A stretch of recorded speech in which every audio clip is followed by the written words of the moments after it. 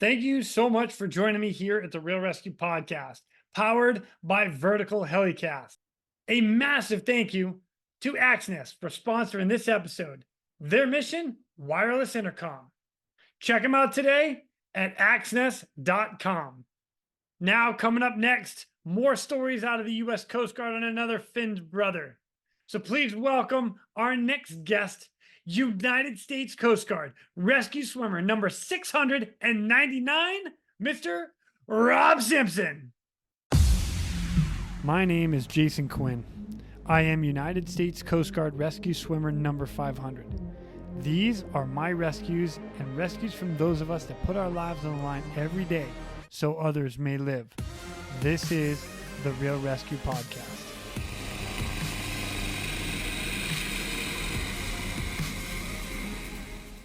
Ladies and gentlemen, welcome back to the Real ResQ. Today we have a Finn brother coming to us. I'm super stoked to have this guy on.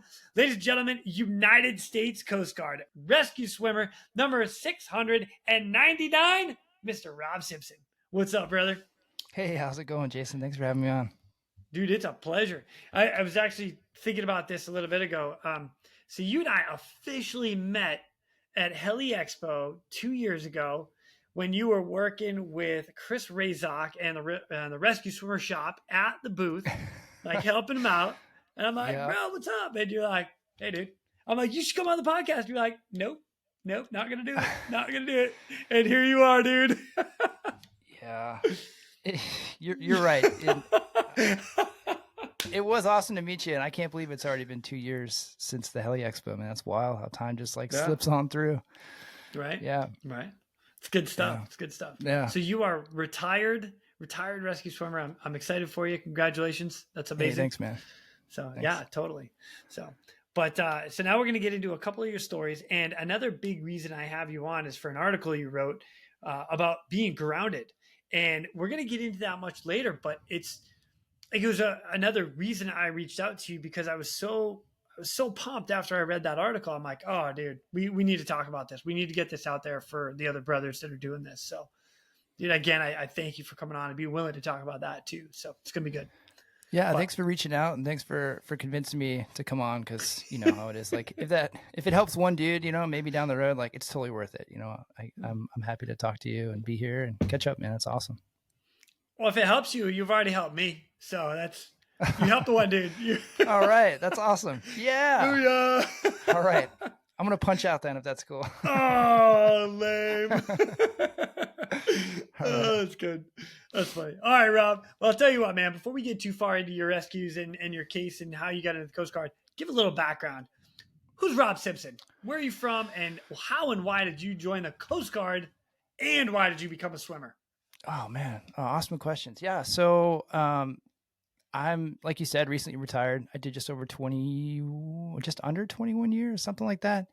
I joined in 2002. It was kind of a long journey. So I was a lifeguard at the Portsmouth Coast Guard pool and in high school. And I met a bunch of coasties and they were all super cool. And they were talking about like bringing their surfboards underway and how it was just like this rad thing. So it was always in the back of my mind that the Coast Guard was a pretty cool service. And then I ended up going to college at a small school out in Virginia, and 9/11 happened my freshman year. Oh. And I just was like adrift, like, why am I here? This whole thing happens, and it just felt so artificial to be in school for me personally when I was drifting. So I wanted to serve while I was in that drifting phase. I didn't know what I wanted to do with my life. So I ended up taking leave of absence and joining the Coast Guard that summer. And initially was just going to do 4 years. And at some point I just like fell in love with it, man. I initially, I went and talked to the recruiter and she was a yeoman. She's super nice, and they hand you that helmsman manual. Like, hey, here are the jobs. If and you see the swimmer and you're like, ooh, I want to do that. I swam and blah, blah, blah. And she goes, yeah, I think you're too tall. I've never seen a swimmer as tall as you. I don't think you'd fit in a helicopter. I mean, and I'm like 18 years old. I've done zero research, right? So like, I'm just like, okay, well, what else can I do? I don't want to sit behind a desk. And she goes, well, we got guaranteed bosun mate A school if you want to do that. And so I was like, okay, cool. I don't know what that is, but it's outside. And, so it happened right when the QM BM rate merged, and they Okay. opened up like an A school for active duty for the first time. So the reason I'm like mentioning this is like during A school, like I forget how long it was, like 8 weeks, like nobody really knew what they were doing because it was traditionally a striker rate. Like people who were doing that job came from the fleet and they knew what they were doing. It wasn't like an A school thing where you get some guy at a boot camp who doesn't know anything about the Coast Guard, and then they teach him how to do this very specific skill set, and then they send him operational, and you're like, I don't know anything, So, so they trained me as a quartermaster, and I showed up to my first unit, which was the Coast Guard cutter Diligence out of Wilmington, North Carolina. And they're like, welcome to deck force. I was like, okay. So I've been scrubbing charts and doing that kind of stuff for 8 weeks. And they hand me a paintbrush and they're like, okay, prep, prime, and paint. And I knew not like less than zero about any of that stuff. And they were like, why did they send you to us? Like, we don't know what to do with you, man. You're totally worthless to us. So it was like a wild experience. The first 6 months of my boat, they were like, we hate you. And I was like, well, I don't really like you guys either, man. Like, you're really mean to me. Like, this is kind of a bummer. I thought I was going to like be helpful, but it was just like a very like long learning curve, and it was super humbling.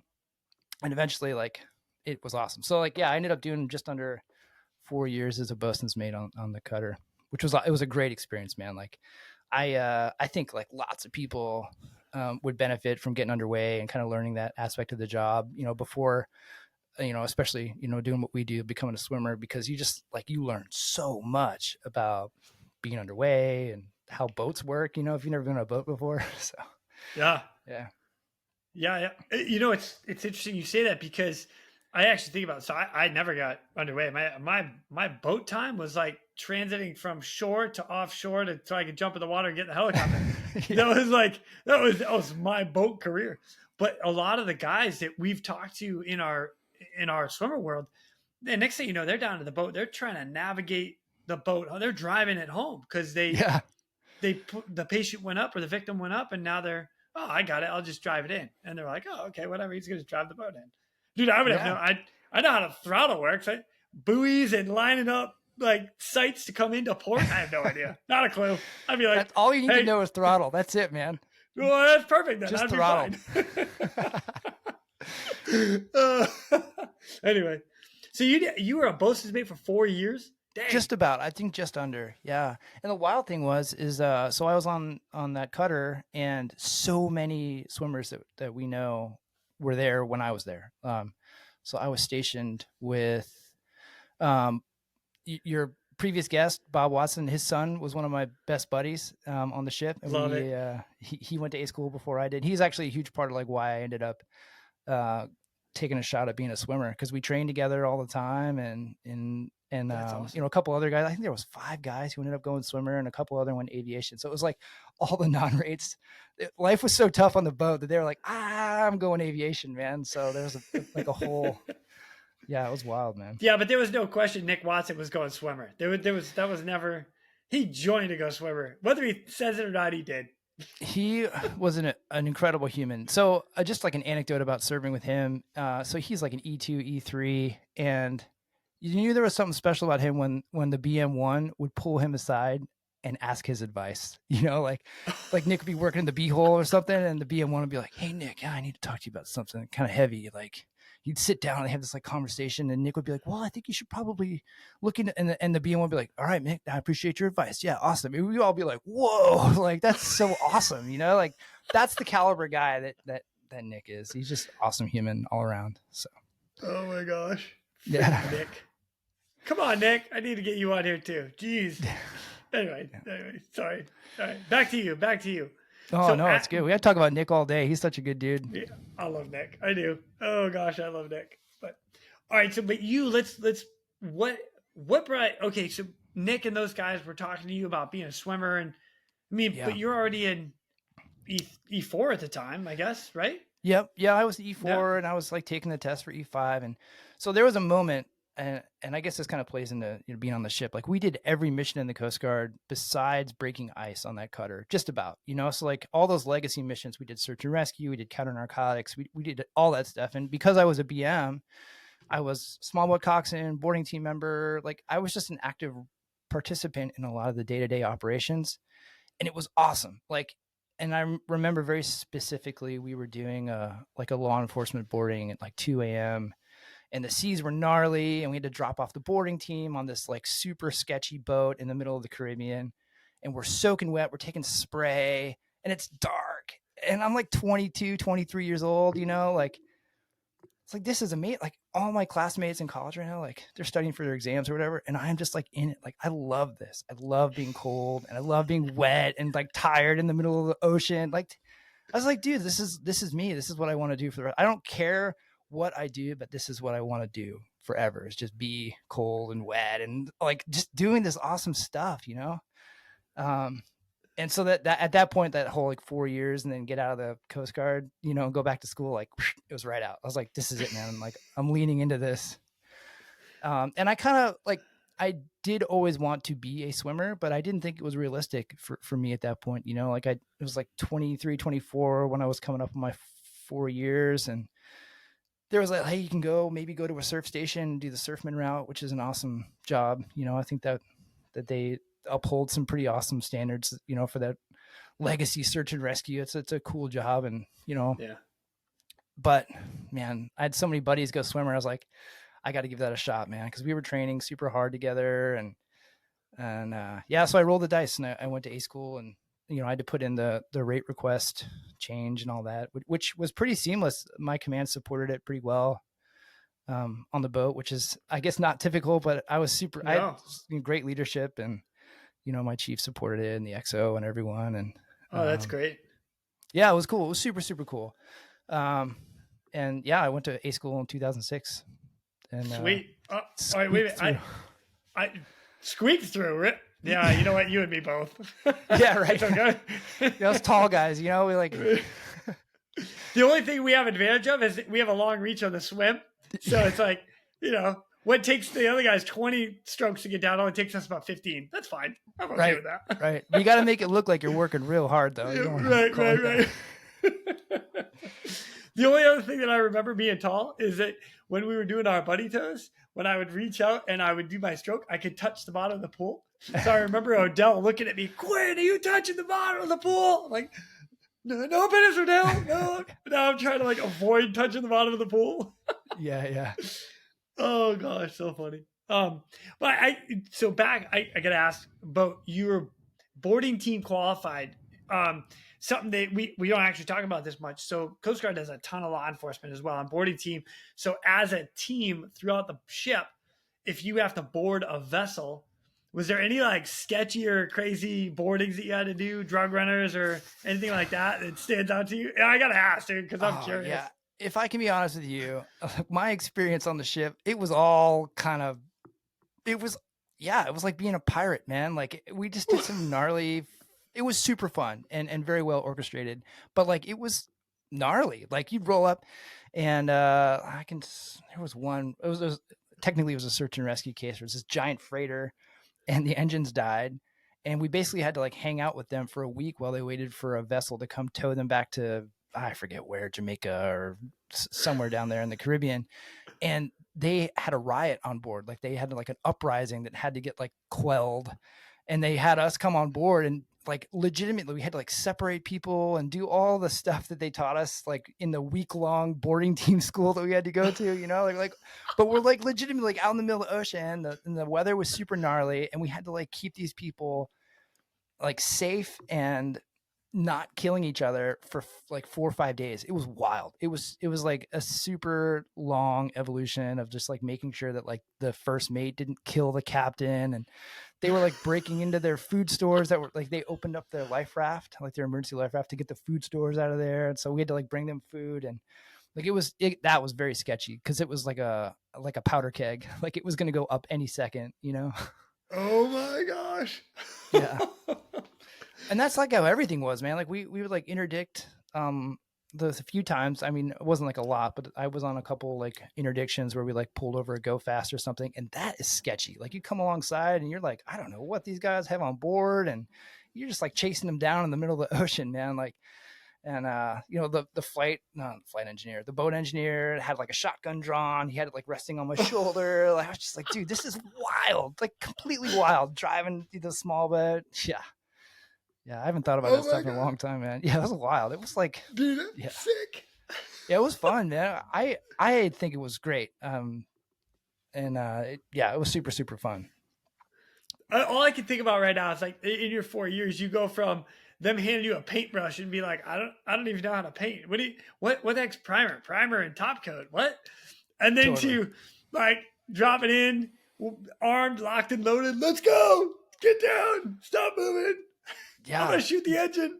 Dude, it was wild. Yeah, and that's like no embellishment. Like that's what it was like, and like it was crazy because I didn't expect it when they were like, "Hey, we're gonna go do this." Like, okay, cool. I just do whatever they tell me to do. Like, drive the boat, like as the coxswain. And then we just get in these like kind of wild situations, like offloading drugs in 6-foot seas, off of a disabled sailboat. You're like, dude, this is wild. It took 8 hours, like just like these crazy, super fun evolutions, like I don't know.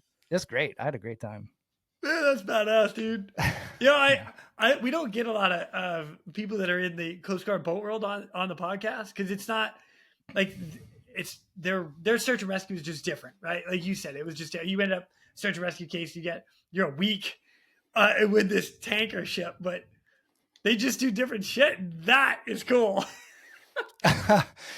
But that's the wild thing is like I'm sure that any E4 on a white hull has similar stories, like any bosun's mate, like it is like that's but I don't know, that was 20 years ago. I don't know how it is now. It seems like back then it was kind of like the Wild West, man. Like some of the stories from that ship are just like I try and tell them to people and they're like that doesn't make sense. I think that's like a violation of international law. And I'm like, it might be, like I don't know, dude. I was just like an E4 just like getting after it on a small boat, like it was awesome. Oh my God. Dude, yeah. I love it. I absolutely love it, dude. Yeah. If you're thinking about like joining a service, the Coast Guard is awesome. Like I feel like maybe I shouldn't be telling people how much fun it was because they're going to like beat down the recruiter's door, That's probably fantastic. You know how happy they are to hear this right now? Come on. Oh, they're like, man. Let's go. Yeah.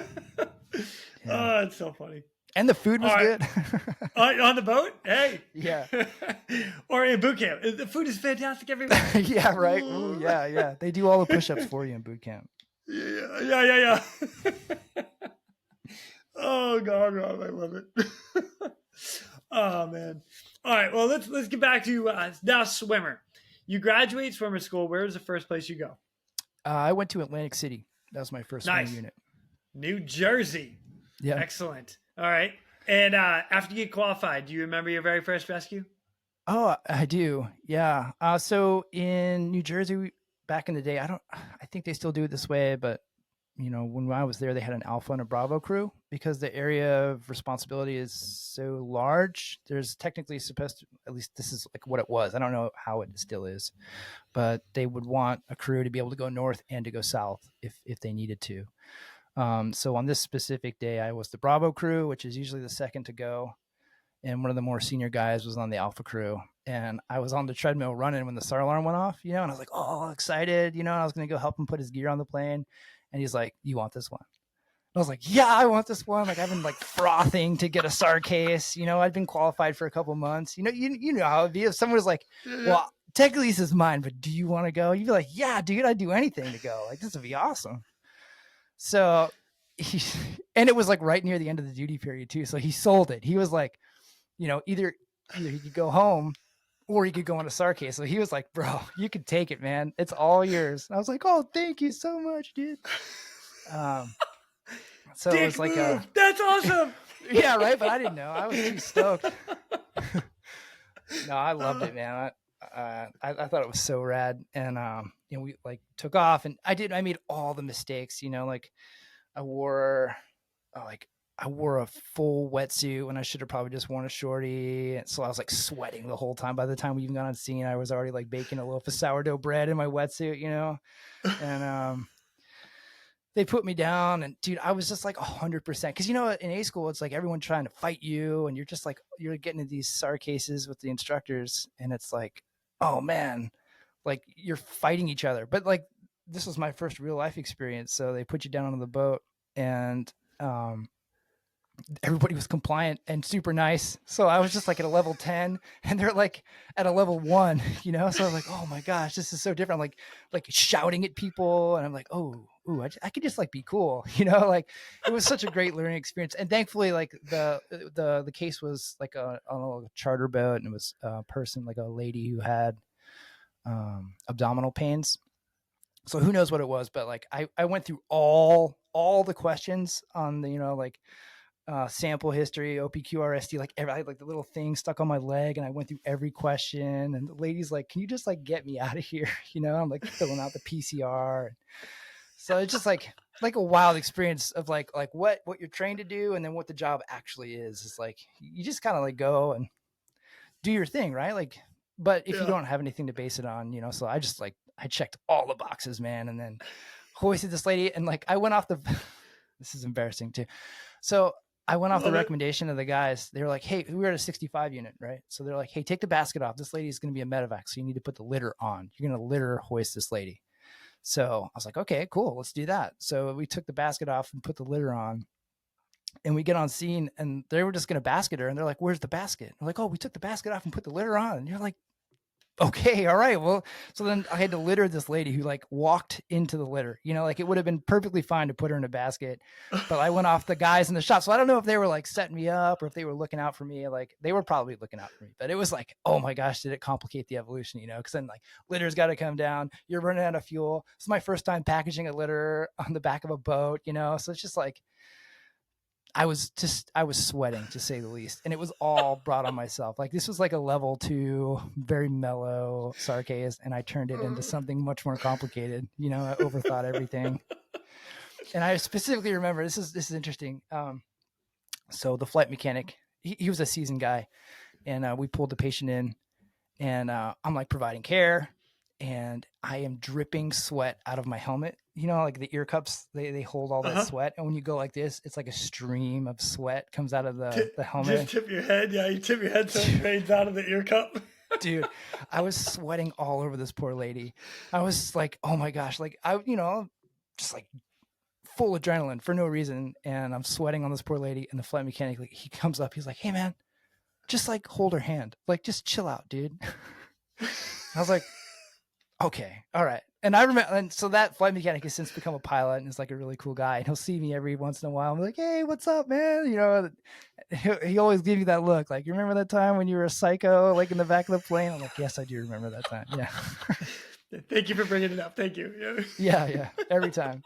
Yeah. Oh, Rob, that is awesome. Oh gosh, I love that, dude. I don't know, man. It was a mess. You know how it is though, you know, I just wanted to do a good job, you know, and like, you don't actually get a chance to like break in with a seasoned guy in most situations. Like you're like on your own doing this. And I just like, I want to be so good at this. And I just overthought everything, man, you know? Dude, I love it. That is hilarious. It's funny you bring that up too, because you're right. Like we go through swimmer school, you go through EMT school. They flog you in the pool. They're yelling at you on the deck with some scenario of something on fire, and you got to get somebody to litter on the side and carry them out and drop them in the water and swim over the tower. And you're doing all this stuff, and you're like, and then like your first or second case, and they're like, yeah, what do you need, man? You're like, don't step at me, pal. I'll freaking whack you. Be like, dude, that's totally how it was. Yeah, man. I need you to stand over there, sir. Don't move. Like, oh, okay, totally. God, he's an angry I'm in swimmer. charge of this vessel now. You take orders from me now. Yeah, dude. I am United States Coast Guard rescue swimmer. Do you understand this? Totally over the top, man. God, I love it. Oh, Rob, I love what we do. I love what we do so much. It's so fun. Yeah, it's a trip, man. Oh, gosh. We're going to divert real quick to thank our sponsors, Axness. Because when lives are at stake and conditions are challenging, clear communication is of the utmost importance. All right, so let me ask the next question here. That is just a rundown of your career. So you started in Atlantic City. Where are all your bases? And I'm not backtracking back to them, but where did you go after that? Yeah, sure. So from Atlantic City, I went to Sitka. I did a tour in Sitka, which was Nice. awesome. And then from there, I went to Traverse City, and I was there for when they transitioned from the 65 to the 60, which was a cool experience.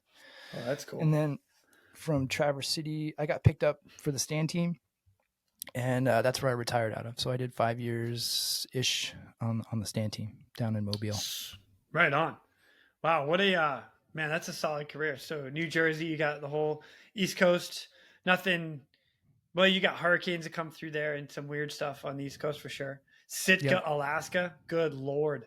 Some gnarly stuff. And you actually have to, well, I don't know if they're still doing it. Maybe you know. But when I was in, the guys up there had to be EMT intermediate so they could give fluid because of all the islands that they responded to. Still the same? So when I was there, it was that way. We were Yeah. EMT2s under the Alaska State Guidelines, and we had this like incredible instructor come down and teach us how to do all that stuff and give us the qualification. And that was probably the best medical training I ever received in the Coast Guard. Was Nice. the civilian that would come down to teach us. So for that specific mission, we were pretty. I mean, like I shouldn't say well prepared, but like when it comes to doing that specific job of maintaining IVs and advanced airways, like we were okay. And I think that they've since downgraded it back to EMTB because I'm not exactly sure, but there was like some friction with like staying current in those skill sets because they're so busy up there. I think it was tough. So Got it. I don't. Got it. I'll just defer and say I'm not 100% sure if they're still doing All that, good. but I think they're not. Yeah. Yeah, that was kind of the interesting thing about being a stand guy was to go back to previous units you were at and then like hear about how things have changed since you've been there. And that was one of the key components to what had changed for them was they were still doing, and that was my experience. I guess I could share that. My experience in Sitka was very complex medevacs, very sick people that would probably be better off with a critical care nurse or, flight paramedic. But because of the nature of conducting search and rescue operations up there, like civilian medevac, they can't fly or won't fly, in some of the weather conditions because Right. it gets so gnarly up there. So we'll accept a little bit more risk to get into those remote villages. And some of the patients you pick up are just like super sick or super smashed up. And it just made it really, really complicated for us. And I think that staying current on those skills was difficult. And I think that they were just like accepting cases that it was like rolling the dice, So I think Yeah. they probably just were like, hey, just downgrade back to EMTB, make it standard, right? Like as a stand team, you're like, anytime you hear standard, you're like, ooh, like that sounds great. So I think that they went back to what the standard is. Okay, cool. Just to make it easier because it puts a lot of pressure on the guy or whoever to perform if you're not as current as you should be in whatever skill set you have. So they weren't able to stay as current as they needed to be to do those kind of higher level of care interventions. And so they were like, yo, like everyone else in the whole Coast Guard's doing it this way. Why don't we just do that? And I think it solved the problem for them. This was like 2 years ago when I was there. So it could be completely different now. Dude, it was like 12 years ago for me, man. So I'm like, I'm trying to play catch up with all, the changes and updates. So you have more recent than I do. So then from there, you end up bouncing down to Traverse City, Michigan. Awesome. So Great Lakes, fresh water. So you go saltwater, and freshwater. Only it's super cold. And I know it's super like, oh no, Alaska was cold. No. The Great Lakes are cold. I mean, that's cold. So cold, nice. Man. Yeah. And then you drop down into the stand team, which is down in Mobile, Alabama. That's a pretty nice career. Right on. Good for you, dude. Yeah, thanks, man. Solid. Yeah. All right. So now in your vast, well, actually, let's go to the 3 units. You had Atlantic City and then Sitka and then Michigan. I know you had a couple cases and rescues that kind of stand out to you. We mentioned 2 of them. One of them, you actually followed a fellow swimmer into something, and then after that, there was a kid in a tote. I can't wait to hear it. So let's start with the first one. So thinking back of those moments when you're on the job and they just are going to stay with you for the rest of your life, like one case in particular stands out that way because by the nature of what we do, we're usually by ourselves. Once we go out the cabin door, we're solo we're working with the healer, we're working with the flight mechanic very closely, of course, but like when your boots are on the ground, like it's really just you coordinating the rescue effort from the ground and making decisions. And very rarely do you get to mix it up with a fellow swimmer. And I had a really unique opportunity when I was in Sitka where the night before, or maybe it was 2 nights before, one of my bros was on this like super gnarly case down in Petersburg where a plane had just crashed in the side of a mountain. Oh, and it was geez. like Herculean effort on the air crew, the pilots, the flight mechanic to fly down there and locate the vessel or locate the crash site. And then they all had to work together to find the survivors and find a hoist area and put the swimmer Dave down. And man, he just worked his butt off. He worked so hard. And there was like, I forget how many people there were on board. It was like 7 or 8, and with one person who had unfortunately expired on impact. And he had to like drag these people out of the plane, which was very precariously perched on like a couple trees holding this float plane on the side of the mountain. And he told us a story about how like he had to drag him out in the litter, and they were like, "Hey, who else is coming?" And he's like, nobody is coming. I am the rescue team. Like, you guys, we're in it together, and he just did this amazing job and told us about it. And he had to like provide care, and he blew apart the EMT kit and had to like use it and then left it on the side of the mountain because he couldn't, like he just used everything. And the next day, so you know how it is. Like you get the download from the guy in the shop and he tells you the story. You're like, wow, that's awesome, man. Super cool. And then they wanted to go and coordinate a joint effort to recover the deceased from the wreckage. And so they wanted a swimmer to be part of that. So I was like, please, I'd love to be part of that. And then we worked with Juneau Mountain Rescue and Alaska State Troopers. And I think there was like a NTSB, like National Traffic Safety Board member who's going to go and like, just like investigate whatever. So it was like a big joint operation to go and like recover this deceased person. But like and it was super hard, like gnarly, like getting on scene was gnarly. The hoist to get down there was gnarly. We had to like set up fixed ropes and like ascend a fixed rope to get up to the crash site, which was, super cool. But like, it was like crazy. You think about like Dave was doing this stuff the night before, and actually rescuing people. And we were just like humping gear to get up there. And it was just like really, really tough to get to the crash site. And I got to walk literally on the side of the mountain, Dave's footsteps, and like the mark that the litter had made in the dirt across the side of the mountain. Like I got to see what he had done. And, I'm like a knuckle dragger, like I'm not the most emotionally intelligent human in the world, but I was like overcome with this wild emotion. Like I was so proud of what he had done and like just seeing it and like watching, dude, it was just rad. It was so cool. Like very, very cool experience. So that's like one of the cases that like stands out. It's like, I got to see what one of my brothers had done to save all these people a couple nights before. And it was so rad, dude. Oh yeah. That's wild. Yeah, because heck, that's never even been a thought of mine to go back in after a brother went into. Dude, that's sick, man. Yeah, it was cool, man. And like the effort on its own was very complex, and we got to do the job, but we weren't saving anybody. Like it wasn't like, like our mission was just to kind of go and like bring this person home to their family so they could be laid to rest. Which in itself was cool, but. Then to like walk in my bro's footsteps and see what he had done.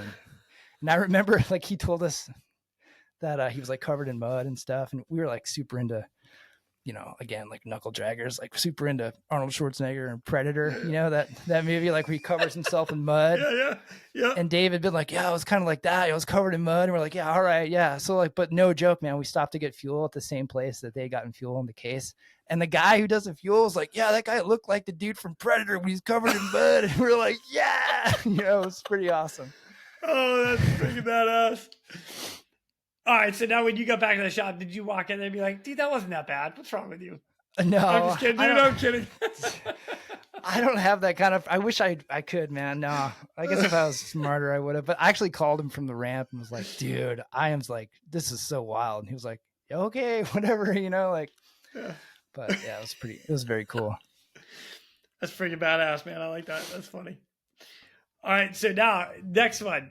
You have a kid stuck in a tote? What? Oh, man. So that case, that's another one where we kind of worked in tandem with another crew. I was in Sitka again, and they had searched all night for a vessel that had capsized and went down. And there were 2 people on board, and they searched and searched and searched and searched. And right before I came on duty that day, like the wind was like gnarly. The sea state wasn't too gnarly, but like it was just like really crappy out, Sitka weather. And I remember my wife was like, I'm usually not really worried about you, but like, be safe. She was like, I was like, well, that's like ominous, like Yeah. you don't Thanks, don't honey. even care. Yeah. That's when your wife leads into you. Don't get on the helo. Don't get. You're like, whoa, what is this? What are you saying right now? Dude, yeah, it was 100% just like that. You're like, wow, that's real. It scratched my head. Like, I don't know what's going on. It's weird. And then she just walked away from me. That was weird. Yeah. Oh my God, dude. Anyway, so it was, I guess I just mentioned that to say like the weather was pretty crappy even for Sitka that day. And it was like understandable that like a drop bow boat went down somewhere in the sound. So the crew before me searched all night long, and they located one of the crew members on shore actually. And it was like this awesome job that they did. They put the swimmer down, and he like did an amazing job getting the guy into the helo, and then was smart enough to pull out the like the gazetteer and like have the guy point like, where were you when you went down? And the guy was like sitting in a Wiggy's bag and like showing the crew and like where they were the night before. So it gave him a bead like on where to start looking. Wow. Anyway, so the guy ended up like cramping up and needed to go to the hospital. So they went back to the air station and dropped the dude off. And at that point we were spinning up, and they pointed us in the right direction. So we were searching, and then actually Good Sam located this fish tote. And what had happened was the night before, the crewman that they had rescued from shore had put this kid in the fish tote as like a life raft. Like this is your last ditch effort to survive, and put the kid in the raft and then like let go and like drifted off. Like totally expecting, I think that was his last move. I was like, save the kid, let go of the fish tote, and like he was like on his own, which is like wild and super heroic for that crewman in his own right. Holy smoke. Yeah. Kind of a heavy decision to make as like a guy out there fishing, Yeah. Yeah, so we ended up, a Good Sam was on scene and located the fish tote, and kind of, they came up on the radio and gave us a position, and dude, we flew in there and they put me down. I swam over. It was like, for us, for what we do and the training and the gear, like it was very, very mellow, super, super mellow. But for this kid, he spent 26 hours in this fish tote, like in Alaska waters. In Alaska. Yeah. That's like all of 35 to 40 degree Fahrenheit water. It was wild. Yeah. And all he was wearing was a float coat. Like he wasn't in like a survival suit or anything. So that's why I mentioned like that. Wow. Yeah. So I swam over, and the kid's like, shivering. And I was like, hey, how you doing? He's like, I'm cold. And I was like, that was a dumb question. I shouldn't ask that question. So I was like, all right, don't worry, man. It's nice and warm in the helo. We'll get you out of here. And like I signaled for the basket, and it was the wild thing was like when I pulled him out of the tote like flipped over and like tried to swallow him back up, like didn't want to give him up. It was wild. It was like I had to put my hand up and stop the tote from hitting him. And it's just like it was that was kind of a cool moment. And then like the cool part of that story was the flight mechanic, who's an awesome guy. He when he hoisted the survivor up, he put the guy in the Wiggy's bag and got him all set up on his own, just left me in the water, which I thought was such a baller move, because like he knows I'm okay, and he knows this kid's been in the water for 26 hours. So he's like, yeah. Rob's good. I'm going to take care of this dude, and, warmed him up. And by the time I got there and put the leads on the kid, like he was already starting to like warm up in the Wiggy's bag. So I guess I just mentioned that because like, dude, like the people we work with are so awesome, man, like, oh yeah, pilots and flight mechanics. Yeah. Heck yeah. Yeah. They're on point. And like, it's great to know you got that backup, up in the helo. dude, you can't do it. You're a team. It's a team effort. This is a team sport all day. Like, 100%. oh, dude, good move. Dude, that's so funny. How you doing? I'm cold. What are you thinking? Yeah. Like, Yeah. That was a dumb question. Yeah, whatever. Oh God, Rob, I'm loving this, dude. I'll keep going. I really will. Those are the two that you mentioned to me, but anything else, you're more than welcome to drop it. Oh man. It's like there's so many. You know how it is over the course of your career. Like I don't know, man. Like It's you know what's funny is that when you say that, you're right. There are so many rescues or missions you fly on, whether it's just a BS search for hours and hours, and you're sitting in the back of the helicopter like, oh my gosh, there's guaranteed nothing out here. Yeah, to then the so benign, so easy, you just get maybe hoisted in or you land, you walk over, you pick somebody up. You're like, oh yeah, oh, that was easy. Then you just walk away. So anything like off the top of your head, because Sitka is, again, a weird area where you have mountains that you got to get up onto. I mean, when I was in Alaska, I had to pick somebody up off the mountain. Did you have any of those, like going inland? I did. Yeah. I pulled a couple people off of like a ridgeline. Which was, again, like for us, very, very benign, but for them it was pretty heavy. And you know, it was my first real, well, I shouldn't say that. I had a couple inland cases before that, but this was like, it was, so I guess Let's go. Let's go. Yes. Yes. Oh man. Oh, again, Rob. like I did not do anything noteworthy. I was just the guy who was whatever that day. I don't care. That's the greatest part about. I don't care. I just want to hear the story. All right. So we're in Sitka, and I was brand new up there at the time. I think I'd only been there for about 6 months, and there was a hiking party that was crossing the island of the Baranof Island, which is where Sitka is located, and they were hiking on Mount Bassie, which is like the highest point on Baranof. If I'm correct, it's been a while since I've been up there, so I could be incorrect. But it was if not the highest peak, one of the highest peaks. And it's like a route that people will do. They'll go and they'll traverse Mount Bassie. The problem with that is like the ceilings are so low that you can go up and then you know, now you're in the goo and get disoriented, which is what happened with this crew, I believe. So I don't know how they got in touch with us. You know, they got in touch with Sector. I think they were like hailing Mayday or something. And then they diverted us, which is like a short trip from where we're at. It's only a couple minutes in a helicopter to get to where they are.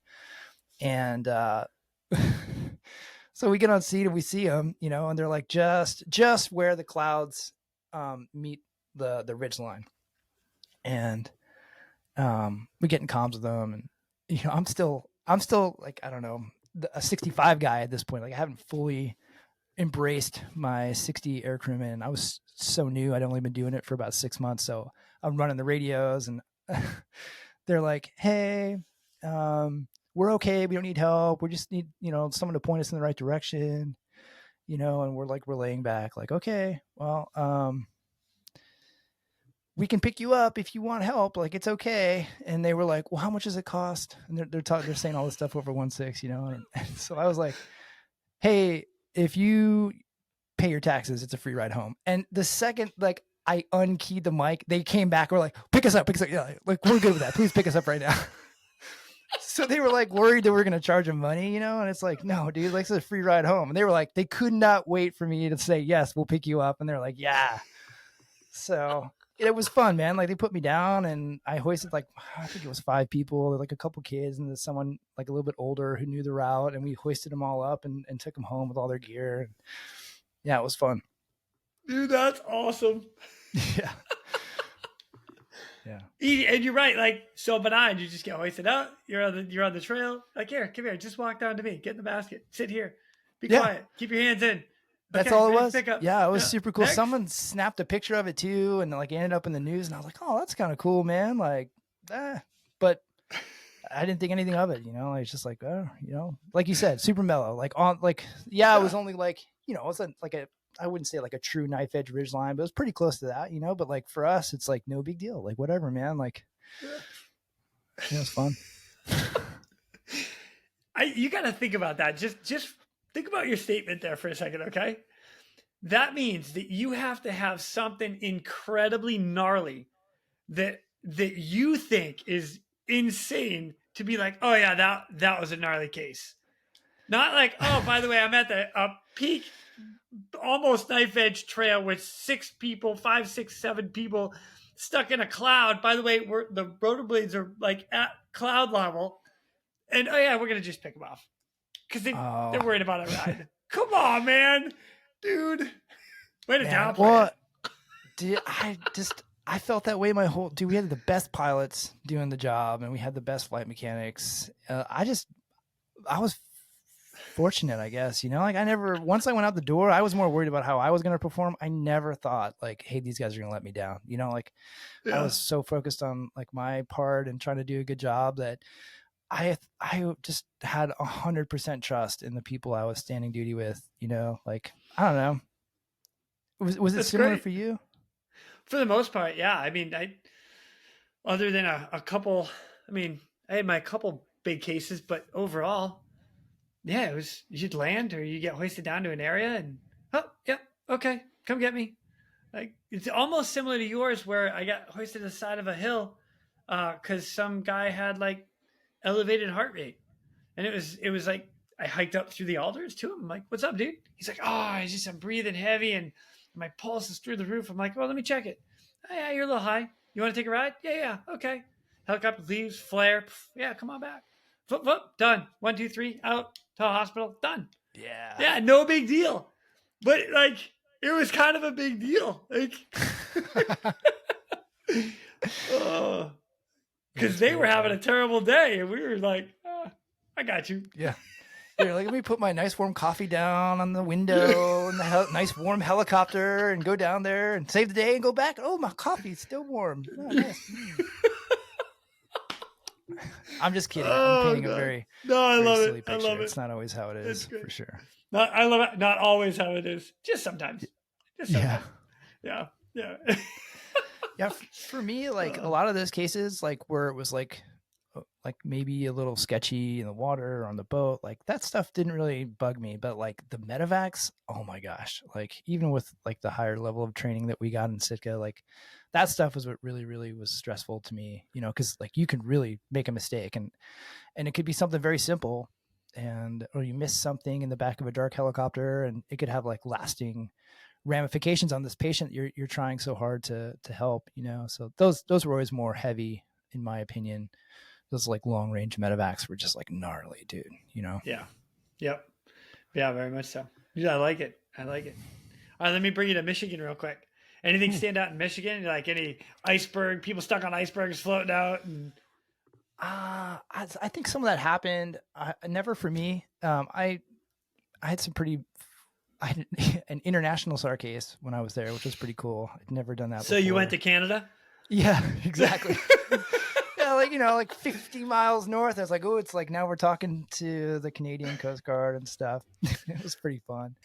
Yeah, it was cool. It was, oh man. So again, like the crew was amazing. Like one of the best flight mechanics and one of those awesome pilots who's like not really a cowboy, but also very, very good at what they do. So you're just like, this is awesome. Like we're going to get after it. And I guess a kayaker decided to get in over his head on a super windy day and got blown into a bay and couldn't get out of the bay. The thing about the Great Lakes is like when the wind comes up, it gets super, super gnarly very, very quickly, and there isn't a lot of fetch. So those waves stack up on each other and it's super hard to navigate if you get in over your head. And so this guy had just like decided on the wrong day to go kayaking and got stranded on some island, and the Canadian fixed wing was like spotted him and kind of vectored us in to go get the guy, and like they put me down. I swam over and like helped him hide his boat and hoisted him up, and it was again like very, very mellow. I didn't do anything amazing, like it was just very, very cut and dry. But so here's the cool part of the story. The cool part of the story is like we were running out of fuel, big surprise in a 65, and we had to drop this dude off. and go fly. And I can't remember where it was. We had to land in Canada to get fuel somewhere. We weren't sure like how that was going to play out, but we had like 0 time to drop this dude off. So we like land in a parking lot, kick him out. His buddy picks him up in a Subaru. We're like, see ya. We take off and we fly to this place. So we're like flip a coin if there's the right fuel. Like we're just trying to do the right thing, get the plane somewhere safe, you know. If I remember right, this is all memory. So like, this is how I remember it happening. So we landed this like cute little airfield in Canada. And it turns out the fuel's fine. We're getting the fuel, and Canadian Mountie, like one of the like their version of a state trooper, came up, and we were all like, "Oh man, like, are we in violation of customs here? Like, none of us have a passport." Like, and he was the nicest person, hands down, ever met in my entire life. Like, he was so nice to us. He's like, oh, you know, go to Timmy Ho's, I'll get you some coffees and some donuts. And we're like, no, it's okay. You don't do that. But, you know, thank you so much for coming and checking on us. And like, no, that dude like busted out, went and grabbed all of us coffee and grabbed like this big old thing of Timmy Ho's donuts and gave it to us. And he was like, thank you for what you do. Like, you guys are awesome. And we're like, dude, you're the, like, do you want to be friends? Like, I think you're the coolest guy ever, you know? Oh my God. That's great. It was awesome, man. Like all of it, like it was it was a long day, you know, because we had to stop and get gas like 15 times in the 65 to get up there and get back. So we're all like kind of tired. And this dude bringing us coffee and donuts was the coolest thing that anyone's ever done on a certain case, dude. Like that guy deserves a medal for sure. Oh, Rob, dude, my cheeks hurt from laughing. I just want you to know that. Like I'm loving it. Yeah, this is great. This is great. You know what? I'll take. You got one more? Just one more. Oh my gosh, man! Come on, I don't care. Atlantic City, Sitka, Michigan. I don't care. Whatever you got. I know we're gonna get heavy here shortly, so. Oh man. I guess since we're talking Traverse City right now, like I had another case there that was. So we get launched to go and find a missing person who had some pre-existing medical conditions. And I guess the guy wanted to go and, for nostalgic reasons, hike around this lake that he had gone to Boy Scout camp or something back in the day. So he goes out by himself with these pre-existing medical conditions and gets lost. And his wife calls and is like, my husband, blah, blah, blah. You know, you can imagine like the phone call, how that probably must have gone. So they launch us. It's after dark, so it's dark out. You know, like this guy's been gone all day, and his wife calls, and so like we get launched, and she gave us a very good location of where to start looking because we found him on the first pass, and he had the wherewithal to like flash his cell phone at us, and on NVGC, like we found him immediately, which was awesome. And so, but the problem was where he was, the tree canopy was super thick, and they couldn't put me down anywhere near him. So they had to put me down like in this like swamp clearing all by myself, you know, like they lower you down. And thankfully it was in Michigan, so there's not like any gators or snakes or anything I had to worry about too much. So they put me down, and like I had to like hike through the woods like a half mile to go find this. And again, like the air crew saved the day.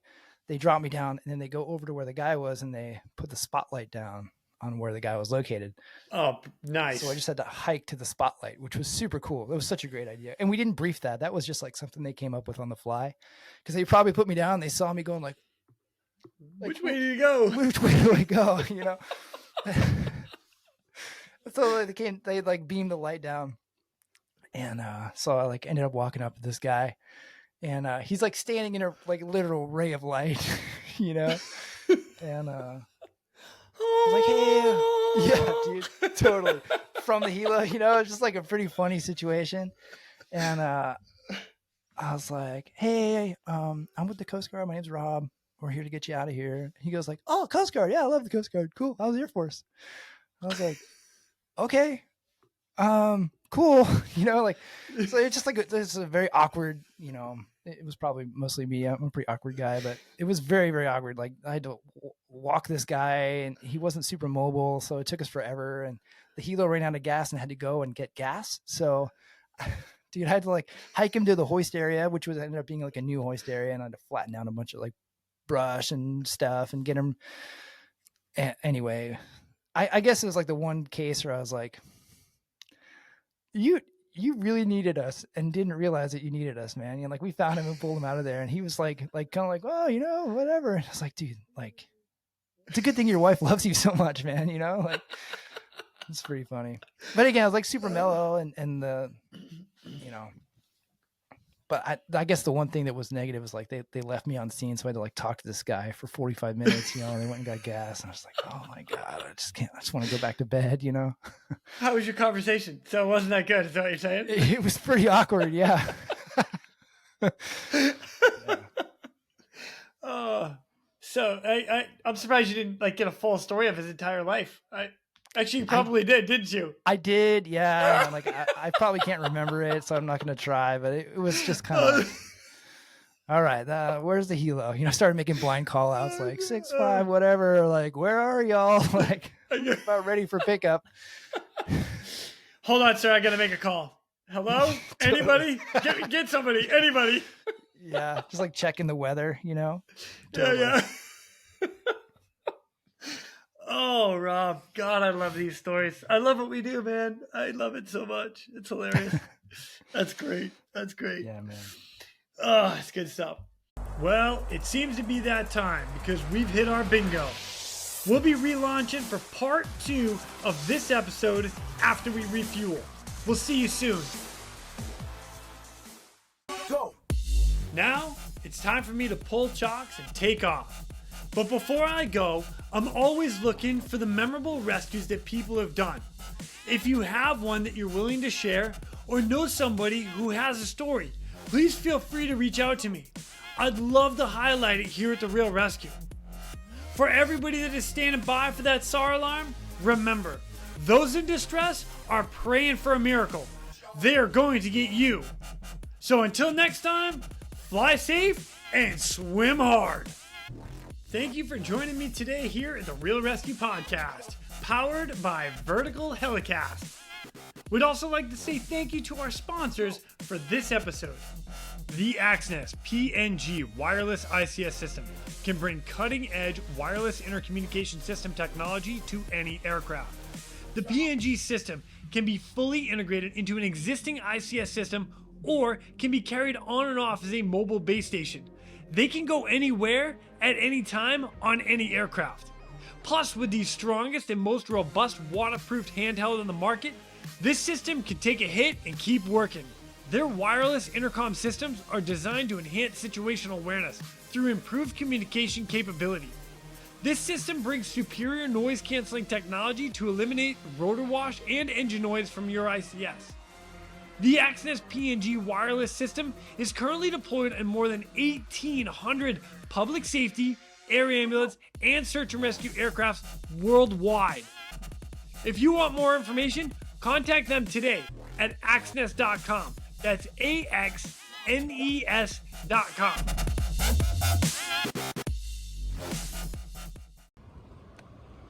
So today is puppy swimmer training. We're gonna drop in the water. Let's see how you do today, dude. There we go. There we go. Yep. Oh, good job. Good job. Ready? There you go. Good job, dude. Oh, good job. Oh, take the wave. Yeah! Good job. There's one. That's it. Good job, Rotor. Good job, Rotor Blade. Summer training at its best. Let's go. Take the wave. Take the wave. Yeah! Good boy. Good boy, Rotor. Get up there. He's like, I'm done. I don't want none of that. I'm leaving you.